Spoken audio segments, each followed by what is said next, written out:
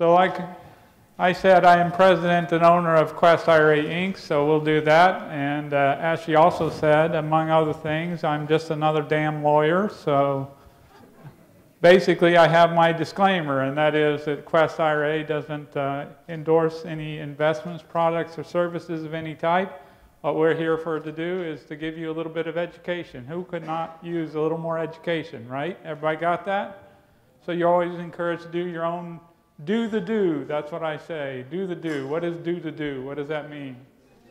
That's correct. Do your own due diligence and consult with your own advisors, okay? Enough of that. So what are we going to do tonight? We're going to help you increase your personal wealth. Is that a pretty good goal? Yes. Yeah, that would be okay, wouldn't it? We're going to teach you how to use OPI or other people's IRAs to fund your investments. Does that be a good deal? Sure. And we're going to teach you where to find more information. Okay, so a lot of you, how many people are familiar with the concept of self-directed IRAs? Most of you? Excellent, excellent, good. So basically, for those who aren't as familiar with it, it's nothing more than a self-directed IRA is not under a different code section. It's basically all IRAs are in the same code section. They're just, with a self-directed IRA, a company like mine, what we'll allow you to do is invest in non-traditional types of assets, such as real estate, notes, and private company stock, and LLC membership interests and whatnot. So self-directed means only that the company or the custodian that's offering the service to you only restricts you to what the Internal Revenue restricts you from doing, which is not much, and we'll talk about that briefly. Okay, so there are a lot of advantages of self-direction. Of course, all of our plans are tax-free or tax-deferred in some way. Everybody kind of understands that, right? So that's an advantage. But really, this is what it's all about. It's all about taking control of your retirement dollars and investing in what you know best. Now, what do you guys know best? Real estate. Thank you, real estate. That's why I'm here, right? Because I'm a self-directed IRA. Not only am I president, but I'm a customer, client. So I do self-directed IRA investing. I didn't say that right, but that's okay. You guys got the idea. It's all about taking control and investing in what you know best. So you can self-direct 7 different kinds of plans, including the traditional IRA. And by the way, that's the one that we need to pay really special attention to, because the traditional IRA, everybody thinks, well, that's not very much money. You put $5,500 or $6,500 in there. What good is a traditional IRA? Well, that's where all the former employer plans go. So if you're looking for OPI or other people's IRA money, and you hear somebody has changed jobs or something like that, that's a potential source of funding for your deals. Am I right, Clay? We talked about that earlier. So Roth IRAs, we all want Roth IRAs. Why do we all want Roth IRAs, guys? Tax-free. You almost got it. Tax-free forever. Say it with me now. Tax-free forever. That's what we want. Say, whoa, get moving. I don't know. Well, never mind. Okay. You can also self-direct the employer plans, including the SEP IRA, the Simple IRA, which is actually the most complicated form of IRA, and the individual 401k if you have self-employment income, but none of those pesky things called employees. Love you, Becca. But, and that can include the Roth 401k, by the way. Anybody have an individual 401k, be self-employed, and have their own 401k? That's really cool, isn't it? That is a mega cool thing to do. Takes a little bookkeeping skills, but you can also do what we call the would you like fries with that plan, which is the Coverdell Education Savings Account. My daughter makes investments through hers, and a health savings account. How many people in here have bought real estate in their IRA, in their HSA? Anybody? Nobody but me? Really? I mean, that's the greatest account ever. You guys know that, right? If you qualify for an HSA, do it, because it's the most beneficial account. This shocks a lot of people when I say this. I have Roth IRAs. I have the 401k, including the Roth 401k. I have Coverdells for my kids. I have an HSA. What do you think I fund first? the HSA. Why do I do that? Because it's the only one that you get to put the money in tax-free. That is to say, you get a deduction for putting the money in, no matter what your income level. And at my tax rate, that's pretty important to me. But even better, you get to pull it out tax-free. It is the only account where you go in tax-free and you come out tax-free. Now that's a sweet deal, isn't it not? So we have a little training class on that. We call it the best of both worlds. It's one of many training sessions that we have on our website, all of which you can listen to for free. Okay, so just keep in mind with all the crazy stuff I'm going to tell you in the next 45 minutes or so, that all of it can be done in all those 7 different types of accounts. So we're not just restricted to one type of account. And we'll talk about how you can do that. So, are there any restrictions? Now, I'm a really bad salesman. My brother is a really good one. I'm really bad. So when my mom, there's 3 of us brothers, okay? So when my mom wanted to know what was really going on, who did she talk to? It wasn't my younger brother or my older one, I guarantee you that. She talked to me, because I tell you the whole truth and nothing but the truth, so help me God. So, are there any restrictions on self-directed IRAs? The answer is yes. There are restrictions on self-directed IRAs. One set of restrictions is called people restrictions, and I call them that. There's not an official name for that. And it's a list of disqualified persons, both individual carbon units. I watch too much Star Trek, don't I? And also entities that are not permitted to either do business with or benefit from your IRA's investments. You got to know who they are. Real short version of the talk there is that you can't do business with yourself. What? What do you mean I can't do business with myself? It's my money, right? That's what you all think, isn't it? Yeah. Wrong. It's not your money. It's Mr. IRA's money. And Mr. IRA is a separate legal person from you. And you're not, and while there's a few realtors in the room, and while Mr. IRA still is alive, you are a fiduciary or a caretaker for Mr. IRA's assets. And guess what? You owe Mr. IRA an absolute duty of loyalty.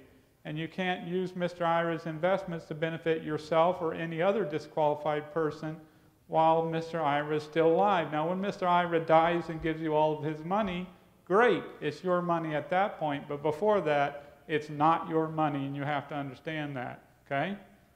So you can't do business with yourself, your spouse, your kids, their spouses, your grandkids, their spouses, your parents, and grandparents, or any company, corporation, partnership, trust, or estate that's owned 50% or more by any combination of any of those people.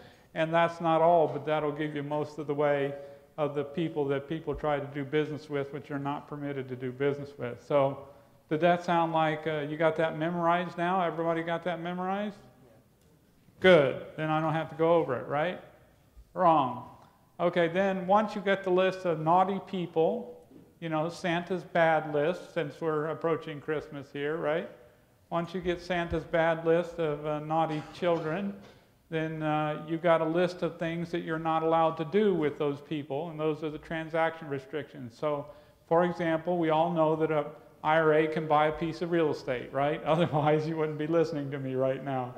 We all know that an IRA can loan money secured by real estate, right? And we all know that IRAs can invest in private little entities like trusts or LLCs or corporations or whatever. However, they can do all of that. However, not with the people that are on the naughty list, okay?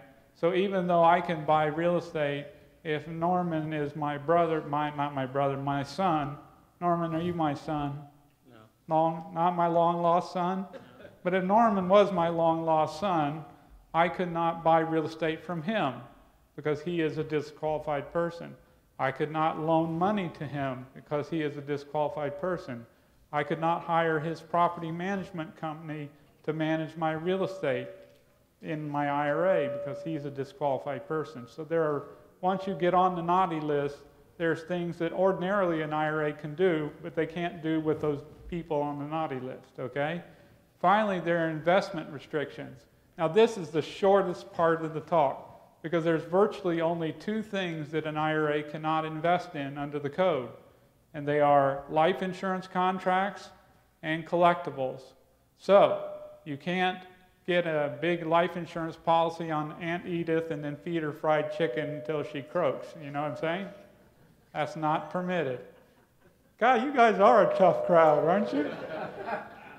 And if you find that Pablo Picasso painting at the garage sale, unfortunately you cannot buy that in your IRA. And if you find the Ware wine collection, just drink it. Because you can't put that in your IRA either. So those are some of the restrictions. Now, probably that was a very quick introduction to restrictions, right? And you're probably saying, wait, I want more, I need more information. Well, one, we have more on our website. The prohibited transactions talk is something I give periodically, and it's a lot of fun for me. I'm known as Dr. No, by the way. That's small k, big N-O, small w, because I know how to say no, okay? So you can get all that on our website. Also, we have 8 IRA specialists. When you call us, we can't give you tax, legal, or investment advice, but we can guide you along and give you some things that you and your legal and or tax counsel should think about. Is that fair? Okay. So on, Roth conversions. That's my first little subtopic. I love Roth conversions. Anybody done a Roth conversion in here? You guys haven't done Roth conversions? Well, I guess you can afford to directly put it in the Roth. That's good news, right? The Roth conversions, did that work out for you, sir? Yes, it's very good. So the Roth IRA, you got a traditional, did you convert an employer plan or a Roth or traditional IRA?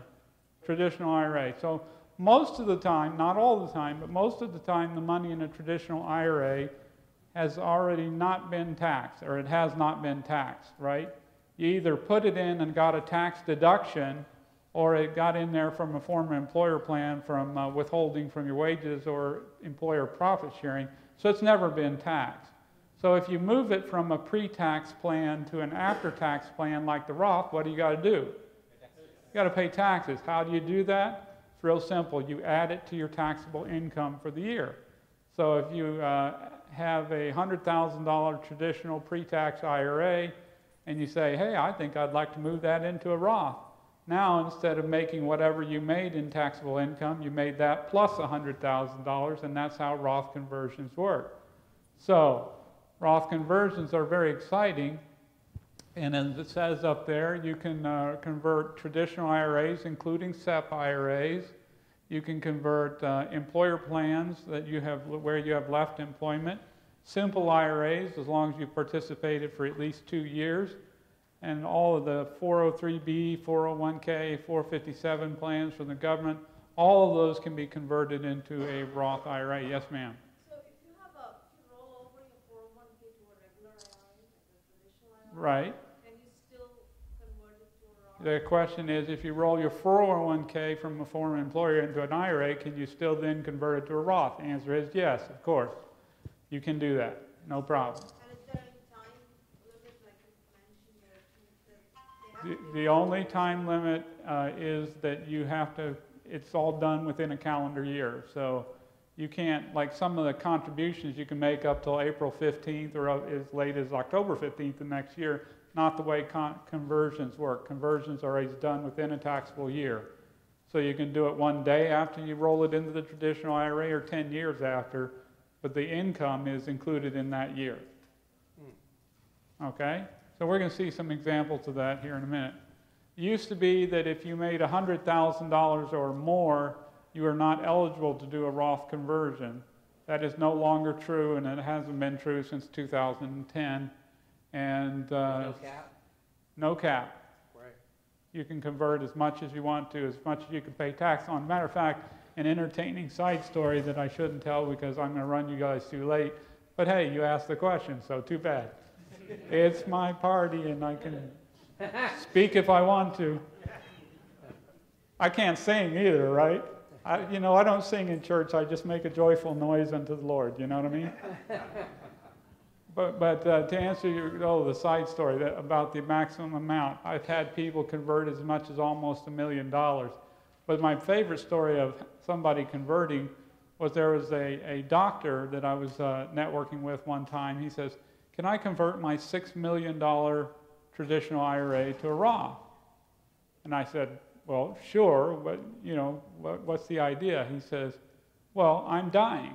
I have cancer, and I would rather reduce the size of my estate by $2 million, save estate taxes, and leave my children who don't really need it less of an estate tax bill and an account from which they could draw tax-free money for the rest of their lives.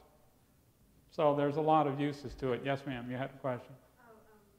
So let's say you have a regular IRA of, a traditional IRA of 100,000.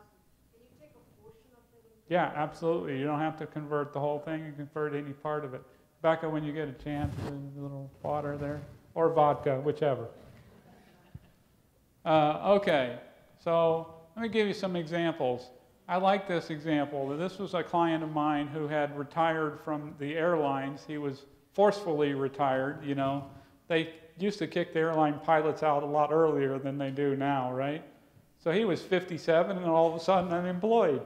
But he had a $350,000 traditional IRA that he had rolled over to Quest IRA because that was his pension money from the airline.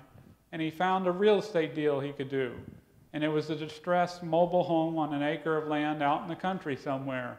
There are no distressed sales anymore. There are no distressed real estate. Is that right? Right. Chanel, is that right? There's no distressed real estate anymore, is there? There's a ton of it. Okay, well, he found one, okay? And he said he can buy this for around $12,000. Now, in the year that he did this, you could not make more than $100,000 and do a Roth conversion, right? That was the rule before 2010. So the maximum tax he would have added to his taxable income would have been 28%, which would be $3,360. So he went ahead and converted $12,000 to do this deal into his newly minted Roth IRA, added $12,000 taxable income, meaning he paid something around or less than $3,360, bought the mobile home, put a contract on the counter, and went around to the neighbors. They were still neighbors, and they said, when you're ready to buy this property, go in the back door, it's open. You can tell it was distressed real estate, right? Go in the back door, sign the contract, and send it in to me, which the neighbor did, and agreeing to pay something around $30,000 it must have been, or whatever the math is there. So 7 weeks after he bought it, $25,134 came back into his account. Is that pretty good? Plus a $5,000 note that was paid off 3 months later. Now, the question I have for you is how many people would pay $3,360 in taxes today to make $18,520.78 tax-free? Yeah. Anybody want to do that? Yeah. That's a pretty good deal, right? Yeah. Now, wait a minute, because advisors would tell people that are, approaching retirement age, don't do a Roth conversion. Why not? I don't care if I'm 102. If you're going to make me $18,520 tax-free by paying $3,360 in taxes, Norman, I'm going to do it. You know what I'm saying? So that's an example of this. And we have that training class on Roth conversions. That's one of our webinars that you can listen to on our website. So here's another subject that I really love, and that's inherited IRAs. Well, the downside of an inherited IRA is somebody's got to kick the bucket, right? But, it's all going to happen to all of us someday, right?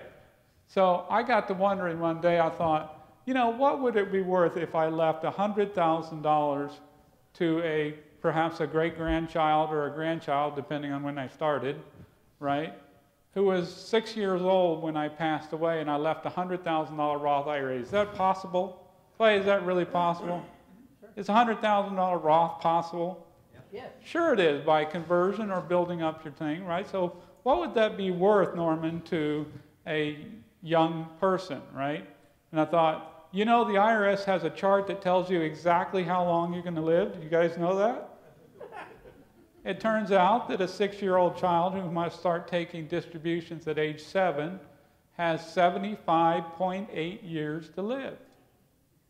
If you could get just a 6% yield for 75.8 years, the distributions from that account to that child would be worth $2 million. Is that a good deal? It's not going to change their life probably, but it's not bad. If you could boost the yield to 12%, as you can see, it would be worth $80,496,000. Is that a better deal? If you could get just 18% consistently for 76 years, Chanel, is that possible? I think it is. But if you could do that, it would take a lot of work. It would be worth $3,420,454,810. Now, who votes for that? Anybody want one of those? Yeah. Now, is this a ridiculous slide? Of course it's a ridiculous slide. Okay? First of all, I mean, it takes a lot of understanding, frankly, for your family to leave a $100,000 Roth IRA to a 6-year-old child, right? But then you're dead, what do you care, right? But it takes a lot of planning and stuff to do something like that. But the point of the slide is not so much is the Roth IRA in its current state going to last 76 years or whatever. You can come up with all kinds of arguments for why this is a baloney slide, but the point is that yield really makes a difference. Am I correct? And no taxes really makes a difference, right? And if you get that out of the slide, that's what I was really trying to do by having a little bit of hyperbole there. Okay, so as an example, one of our clients inherited a Roth IRA from her father, and it was, I don't know what it was, but it had over $70,000 in it. And what she did is she bought a house in that IRA, and then she sold it about 18 months later because it was in Ohio. It's not the best timing, if you can look at the dates on there. Not the best timing to buy a house in Ohio. But she sold it 18 months later for a profit of about $20,000.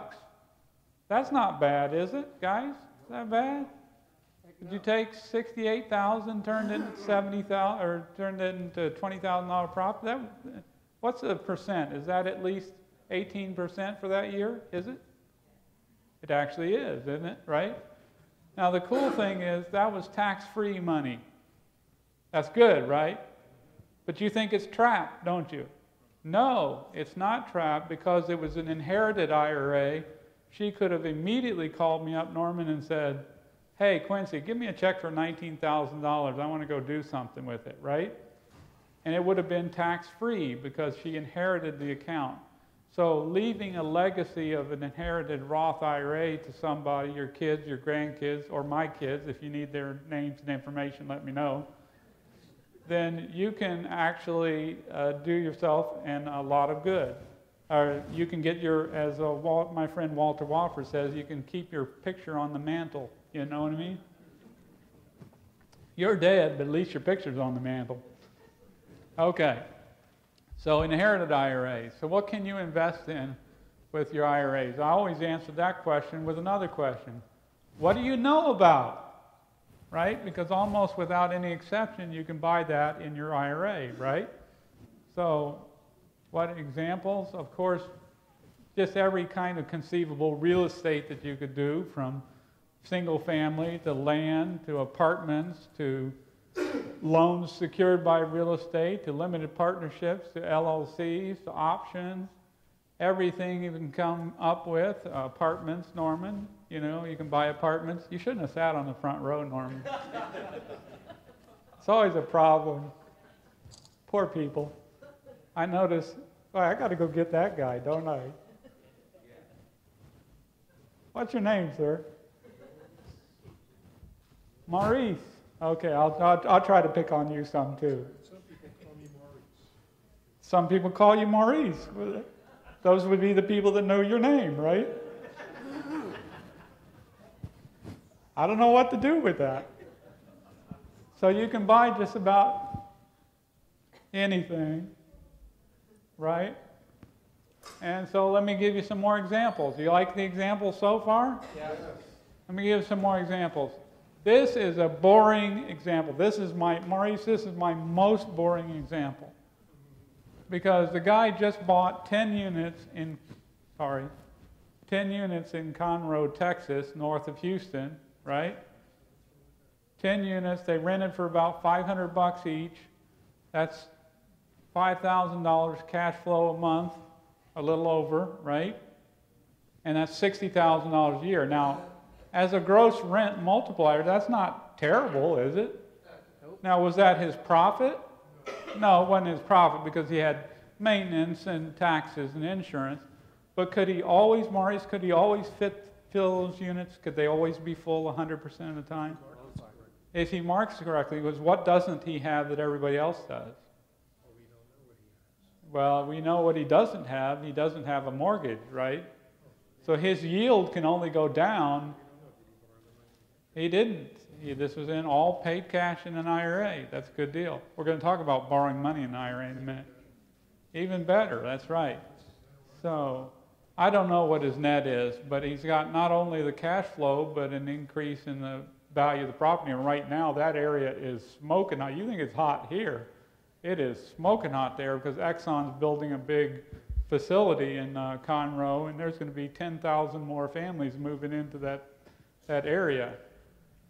So anyway, that's pretty boring, right? You can buy rental real estate. Okay, all right. You weren't too excited about that. I don't blame you, really.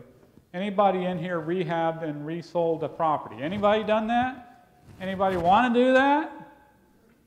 Boy, this is a tough crowd tonight. You guys don't want to do that? What are you doing here?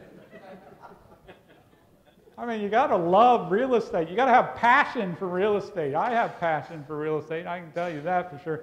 Matter of fact, I had to hold myself back from real estate because I take care of 7,000 clients' accounts and have $700 or $800 million worth of assets to take care of. And you know what? That's like a job.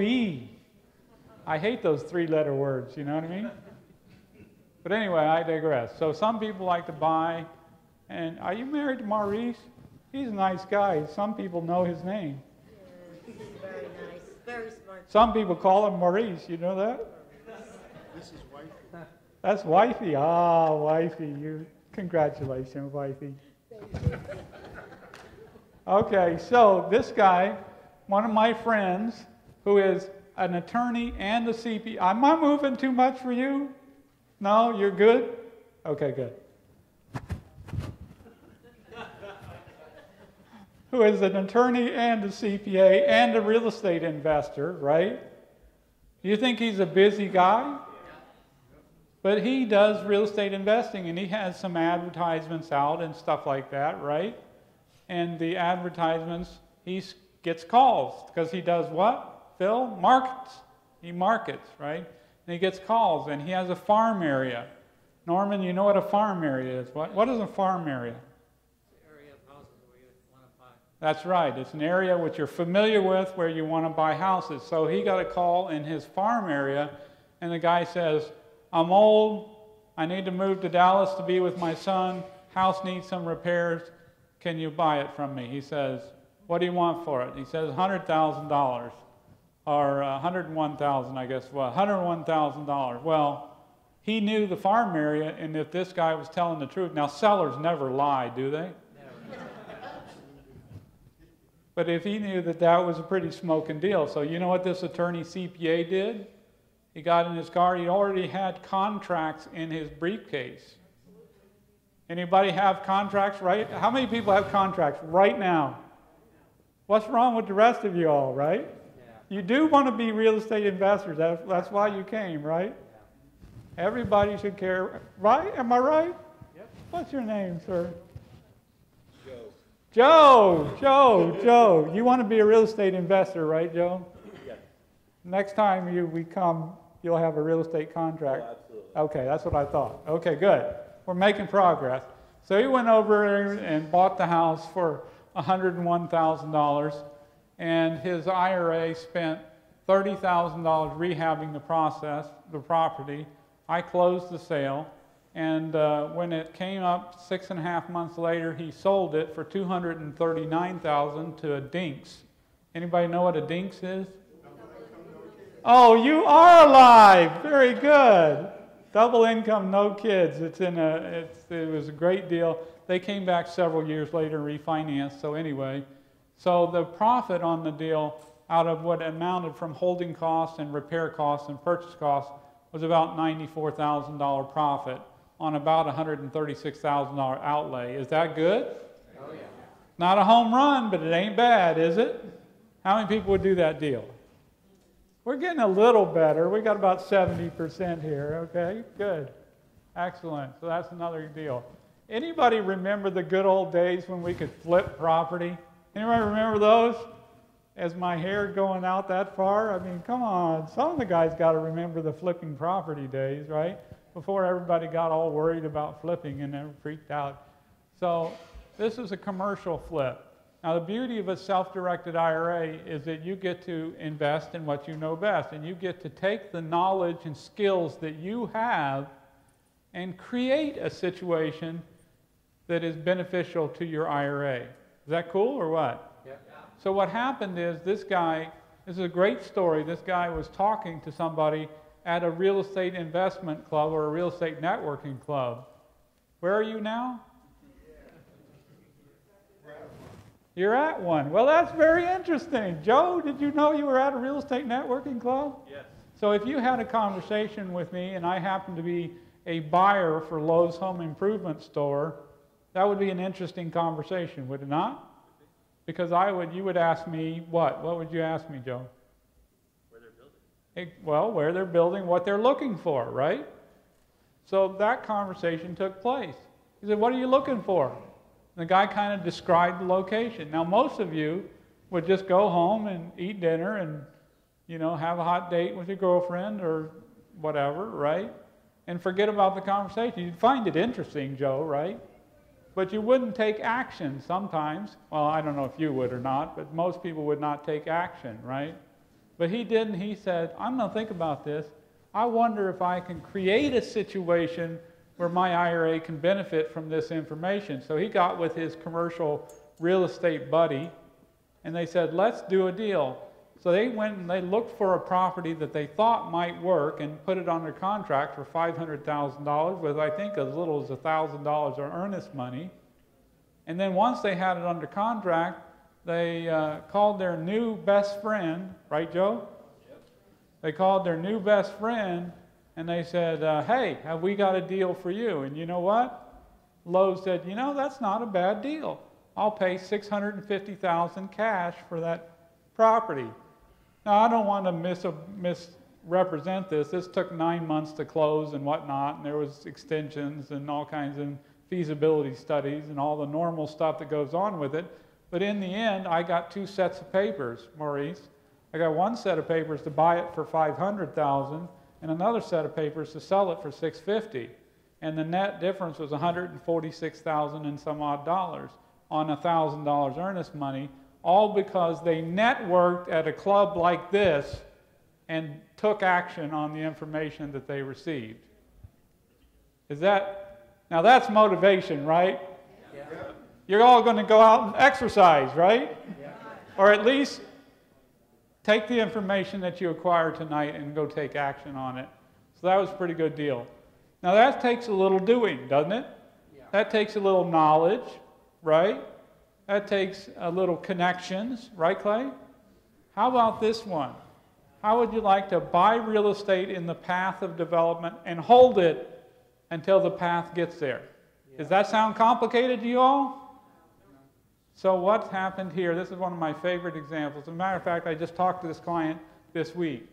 He had somebody that approached him, a little old lady, was about to lose her property for delinquent property taxes. Okay? Shanoa talked about that a little bit just a few minutes ago, right? Those tax bills get high, don't they? She is about to lose her property. Now the house was worth $0. Nothing.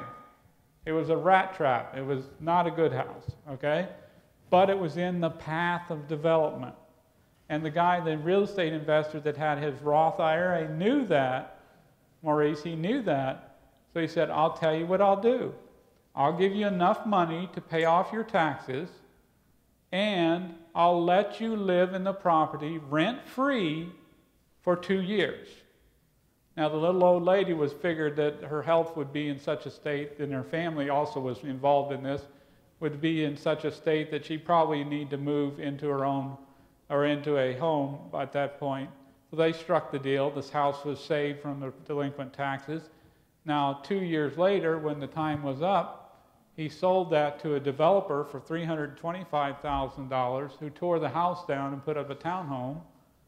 And his little old Roth IRA, $10,000 started with, now had $278,000 in it. Anybody do that deal? Is that deal too complicated for you all? It's a little more than 18% too, that's right. It's not, this is not complicated, Maurice. This is easy. This is anything you can do in real estate, you can do just about, you can do in a self-directed IRA. That's the point. You guys are here to acquire the knowledge, but you need to take action on it, okay? I love that deal.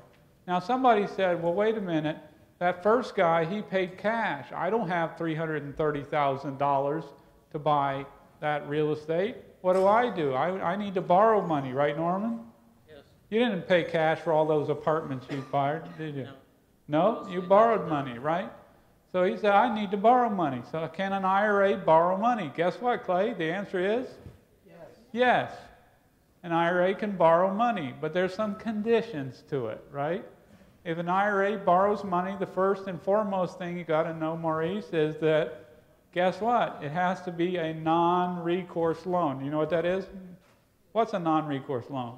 If you are involved in a transaction and you default, there's no recourse in the purchase or the debt. Except for what do you get? That's right. If there's no recourse on the debt, except for what do you get to do if you're the lender? Oh, you get to take back the You get to take the, exactly right. See, he said lender on there, so I saw that. You and me. Maurice the lender. And wifey. I don't know what her name is, really. I can't read it. Ida, oh, sorry. I like wifey better. Okay, so wifey and Maurice said that the answer was correct. They said that the loan has to be, the only security for the loan largely is the property itself. The IRA owner cannot guarantee the debt, nor can the rest of the IRA's assets guarantee the debt. It's only the property itself. But anyway, it's information, right? And now you can take more action. Okay, so he was an investor in ranches. He liked to buy ranches. You know why he liked to buy ranches? Because they were good hunting property. Why do we buy hunting property in Texas? Because we like to kill things in Texas, right? People, cows, whatever, deer, whatever it is, we like to kill things in Texas. So we like hunting property. I made an offer on a piece of 400 acres of land in Uvalde County one time. I got the appraisal, and it was 300 acres of it were farmland. You'd think would be pretty valuable, right? 100 acres was just woods. 100 acres was appraised higher than the farmland. I thought, okay, well, that's interesting. At any rate, so he liked to buy hunting property, and then he would hold it and resell it, right? So he found a couple hundred acres he could buy for $438,900, and he could borrow $307,000, not from Maurice, but he could borrow $307,000 of that on a non-recourse loan, 8.5% or 8.15% fixed interest rate, non-recourse loan with annual payments from the Texas Farm Credit Bureau, if you can believe that. Or USDA, right? That's a pretty good deal. Anybody like that deal? So is the total cash out of his IRA for this transaction, including the first year's annual payment and taxes, was about $137,391, more or less. Okay? So he bought a $438,900 asset for that. He held it for 18 months and then sold it for $614,460. Is that bad? I'll do that all day long. Me too. Now his net profit was $124,462 on what amounted to $137,000 out in 18 months. Would anybody do that deal? Now there's some bad news. There I go again with my bad news, right? There's some bad news, Maurice. If an IRA borrows money, guess what happens? Guess what? It does have to be put back, right? But if an IRA borrows money to the same extent it has borrowed money, that portion of the profits are actually taxable.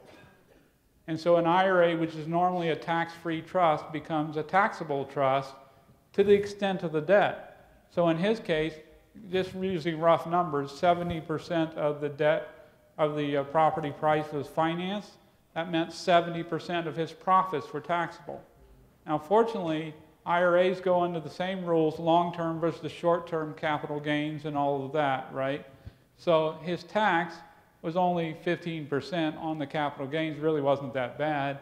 The total tax was $12,591, meaning he only made an after-tax profit in his IRA of $111,871. Everybody say, oh.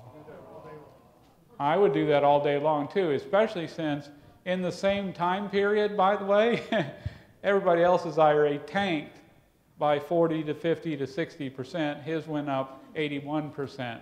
I would say that's not bad. Would you?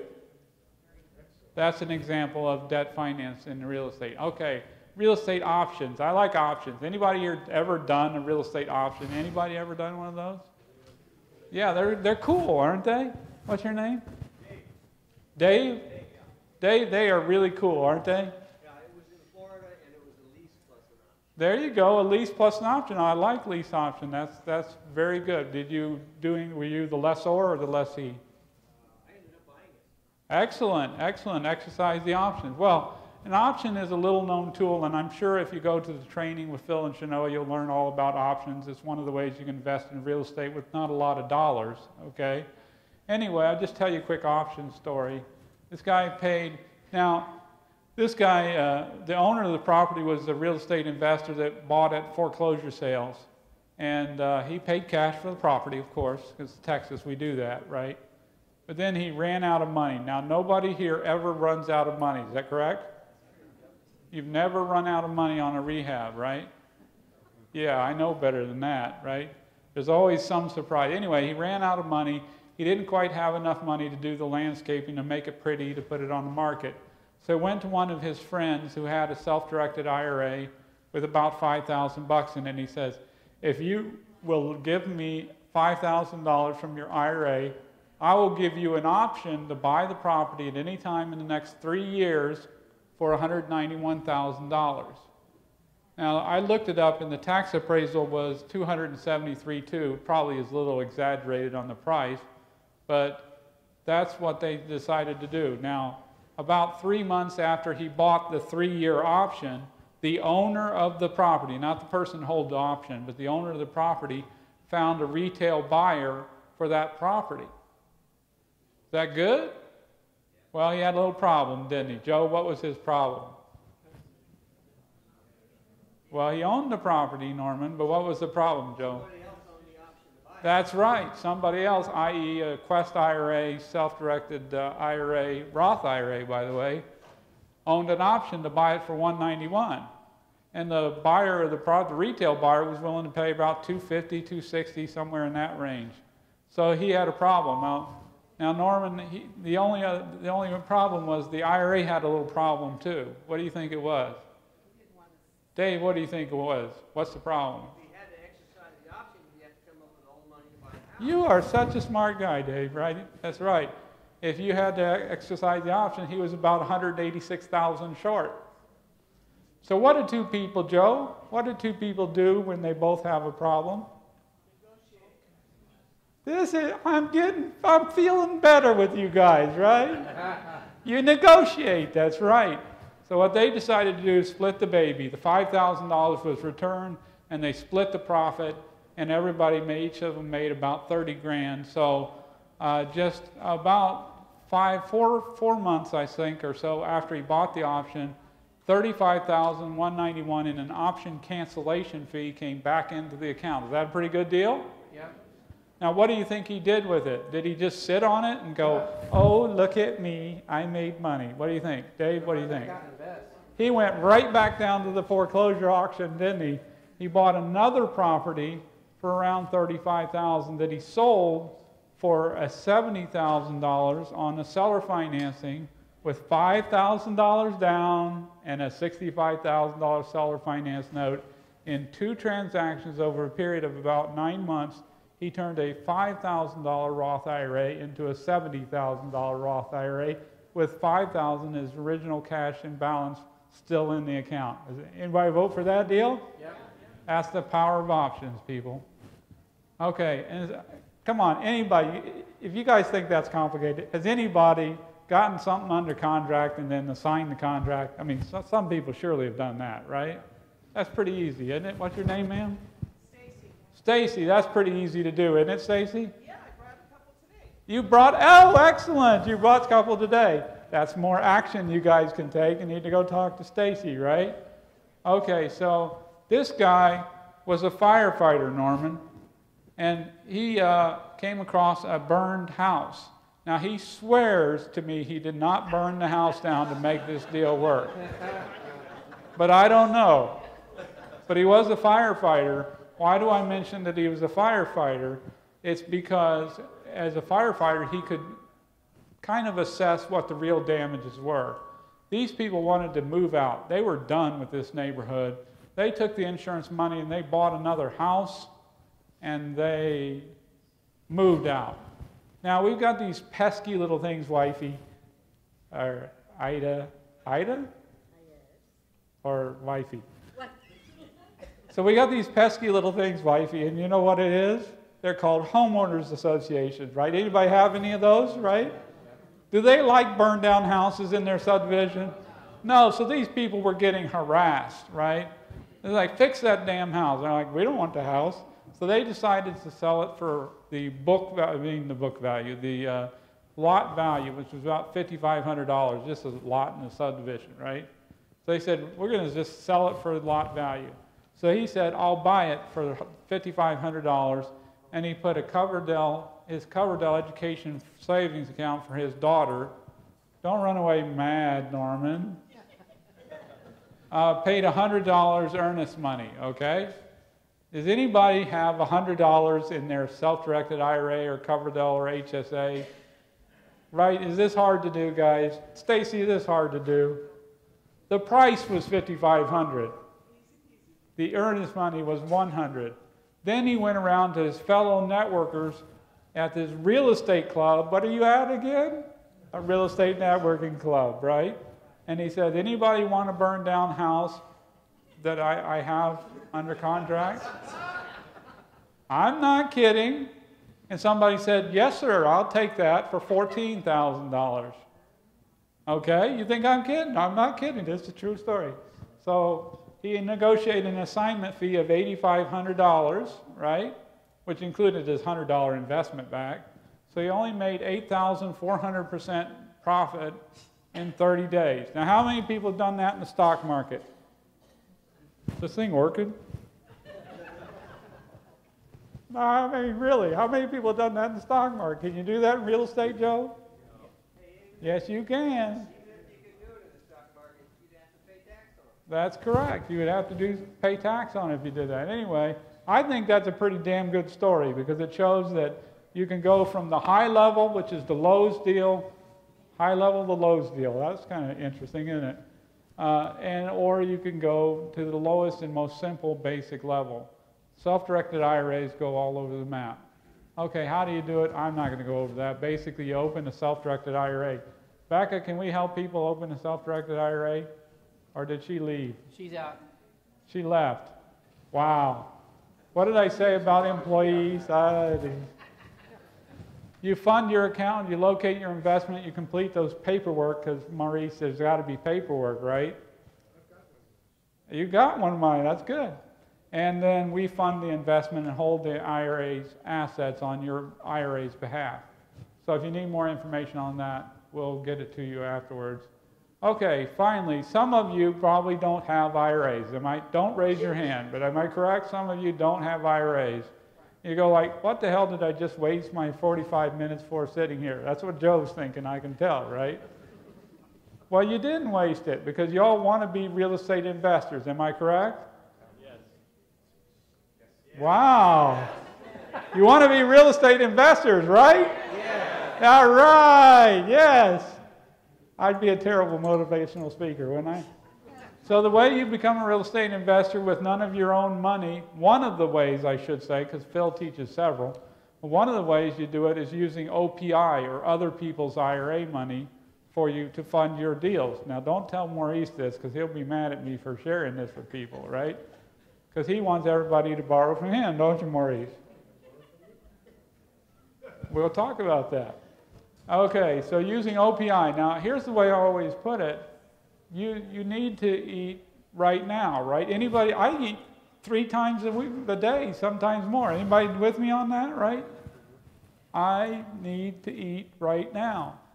I also need to eat when I retire, right? Or else the retirement will be kind of short, you know what I mean? So what you do is you use your own IRA, right, Luis? You use your own IRA for your future, and you use OPI, other people's IRAs, to fund your deals for eating money today. And so here's how you can do that. You can literally create your own private financing source. Sorry, Maurice. You can create your own private financing source by knowing people with self-directed IRAs. There are millions of dollars available. I know people in Houston, and I'm not kidding, I know people in Houston that have borrowed millions and millions of dollars just by going to networking events at Quest and getting to know people who have self-directed IRAs. I mean, if you ask somebody for money, what do they say? I ain't got no money, right? Now, I've got 3 businesses technically, a wife, 2 kids, a cat, dog, 2 houses. I'm broke. You know what I mean? At least as far as personal money, right? I'm not really broke, but I will tell you that I personally have many times more investable dollars outside of my retirement accounts. I mean, inside my retirement accounts instead of outside. Because outside of my retirement, Joe, you know what happens? Like the money hits my bank account and I hear this. You know what I mean? It's just a gigantic sucking sound. Daddy, I need braces. Whatever, you get the picture, right? So that doesn't work very well. It just doesn't, it's hard to save money. When you get a little bonus and you go like, well, damn, that car is looking a little ratty. I think I need a new one, right? But inside your retirement account, you're kind of protected from yourself, aren't you? So that's where a lot of the investable dollars are. If you ask people if they have a traditional Roth, SEP, Simple, ESA, HSA, they go, oh yeah, I got some of those. So your job is just to help them understand that they can take those dollars, self-direct them, and invest in your real estate deals, okay? So there are literally trillions, 5.3 trillion, I think is the last statistic I found, just in IRAs alone. That's a lot of investment capital. You agree with it? 2 to 3% is in self-directed. We're working on the other 97%, and I need your help with that, right? Yeah, there we go. We're live up. It must be close to alcohol time. Okay. So basically, every time you're at a gathering of people, including this one, there's millions of dollars available in the room for investment. Right now, there's millions of dollars in this room available for investment in your real estate deals. Now, who wants to take action, right? Anybody wants to take, who wants to take action and collect those business cards and start doing that networking? By the way, how many people of you have business cards? Every hand should be raised. If you want to be a real estate investor, that's the very first expenditure you should do, is to invest in a business card, and a good one, a thought-provoking one, right? It's cheap advertising, isn't it, Maurice? Okay. So basically, you can help them say, just let me help you earn more money safely through investing in loans secured by real estate. I mean, you know, it's not like it's Bernie Madoff with all my money, you know what I mean? What does Bernie Madoff's client look at? A pretty piece of paper, right? What can your people that you're helping to invest look at? A house. You can touch it, you can feel it, you can taste it. Well, that'd probably be gross. You can smell it. Well, hopefully not smell it, but you get the idea, right? It's a tangible thing that they can see. They can see their collateral. Is that an easier sell than a share of stock on a piece of paper? I think it is if you're passionate about real estate. So you can also partner with OPI.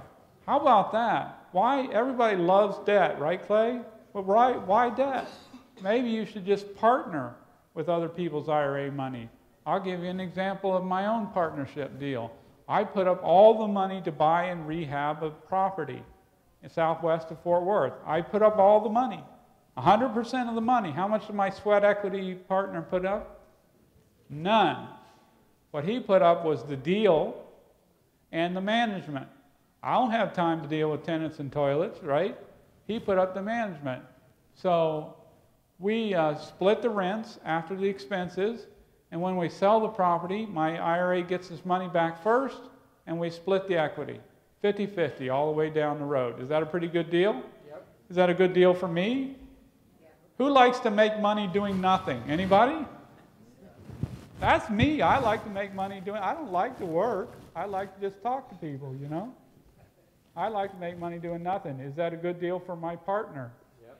It's a good deal. How many piece of property could you buy if you had no money into them? All of them. All of them, or at least as many as you wanted, right? Is this good stuff? Okay. Here's another way to do it. My same partner, sometimes if we're partners and my half is in an IRA or an HSA, does my half get the depreciation? Well, no, it doesn't get the depreciation unless it's borrowed money, in which case it gets to write off depreciation like anybody else, any other taxpayer, right? But typically, if we're paying cash for the property, my IRA doesn't get any benefit from the depreciation. So to solve that problem in other deals with the same guy, Fort Worth, I have loaned him the money. That way he gets all the depreciation. Do I need it? No, so why shouldn't I give it to him? I've loaned him the money. We split the rents again by effectively setting the interest rate at what we think that will be approximate about half of the rent, in this case 8%, and I get my money back plus half of the upside.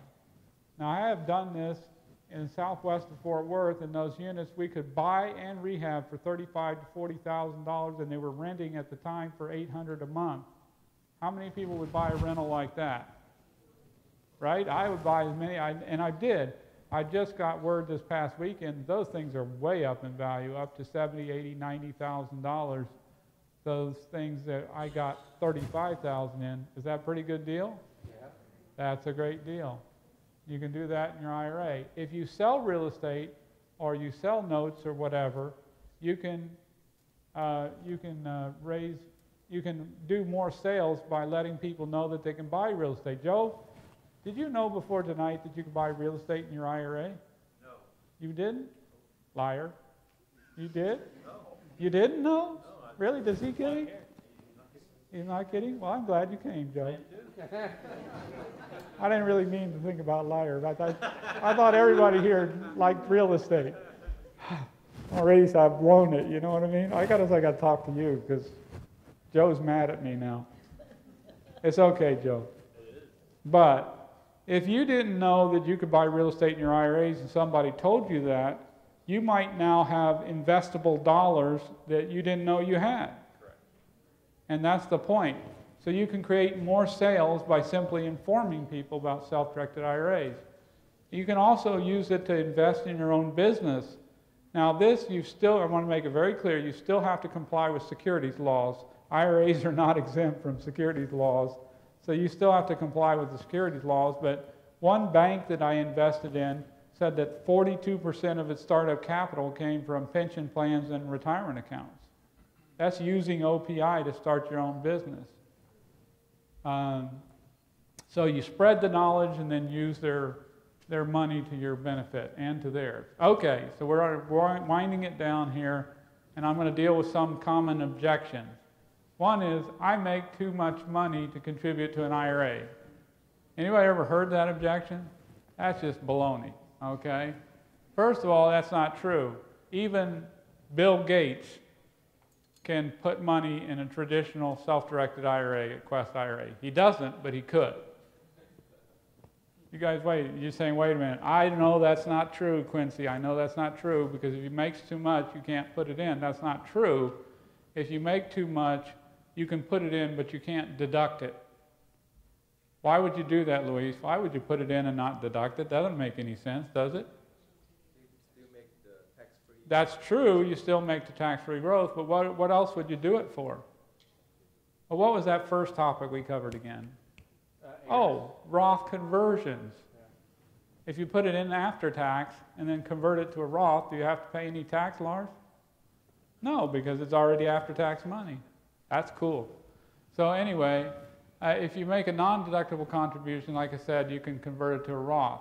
Okay, next. I don't have any income that qualifies for a Roth, and I don't have any former employer plans either. I got nothing. Well, if you are married to someone who has earned income and she makes at least enough to cover both of your contributions, there's your solution, because you can contribute based on your spouse's income as long as you're married filing jointly on taxes. You may also file for Coverdell or an ESA. There's no particular requirements there. Yes, sir? 1099 income count? 1099 income can have, depending on if it's 1099 miscellaneous, in other words, working income, yeah, that'll count. Okay. Absolutely. And we can create income too, so you can have some kind of account. I only have a small amount in my IRA, right? Wait a minute. You can use an option. You guys remember that? You can buy property subject to, Phil talks about that a lot. You can partner your IRA with other accounts. And what was the cheapest deal I had up there, guys? Joe, you remember?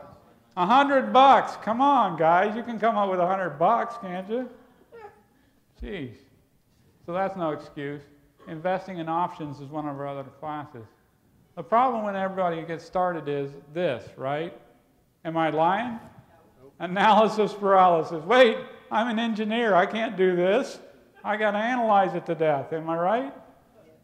Yeah, well, we can try to help you. We do lots of educational, and there are free opportunities to learn live and online. And I had to throw in a plug for this. One of the things that we like to do at Quest is cruising. Anybody here like to cruise? Sure. A few of you? Come on. I like to cruise, baby. Cruise, right? Especially when my friends are paying me to go on the cruise. You know what I'm saying? Is that a good gig or what? I go on the cruise and I get paid. That's not bad. So our next IRA Fun Cruise, that's what we call them, the IRA Fun Cruise, is January 11th through the 18th, coming up in a few weeks. So far, we've got over 120 people signed up to go on this cruise. We're going to Cozumel, and then to Roatan, Honduras, and then to Belize. Well, I'm not sure of the order, but anyway, those are the countries. But is that cool or what? Now, you think it's cool to come here, right? I've been trying to read your name. What is it? Amaresh. It's really cool to come here, right? It's really cool to network with people that are similar-minded. Am I correct? Yes. It's really cool to get not only the information, but the business cards, Joe. Am I right? Yep. That's really cool. Now, imagine, did it take much effort for you guys to get here tonight? I know Austin's traffic sucks, but, I mean, other than that, did it really take much effort? It really didn't, did it? Now, how about, Amaresh, how about the guys that will take 8 days out of their very busy schedule to go on a cruise, to go to New Orleans and go on a cruise and network with other people? Are those the serious people you want to play and network with? You following what I'm saying?